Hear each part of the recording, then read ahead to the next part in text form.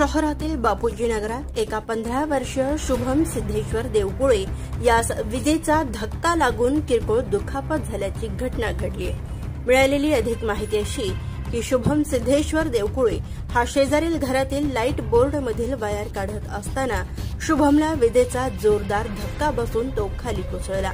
शुभमच्या आईने तात्काळ सोलापूर येथील शासकीय रुग्णालयात उपचारासाठी त्यास दाखल केलं तर शुभमची प्रकृती व्यवस्थित असून दोन्ही पायात किरकोळ दुखापत झाली असल्याची माहिती मिळाली आहे। सदरील घटनेची नोंद सिव्हिल पोलीस चौकी येथे झालेली असून शहरात विजेचा धक्का लागून मृत्यू तसेच जखमी झालेली बातमी आपण नेहमीच पाहत असतो, परंतु पालकांनी आपल्या मुलांवर लक्ष देणे गरजेचे आहे।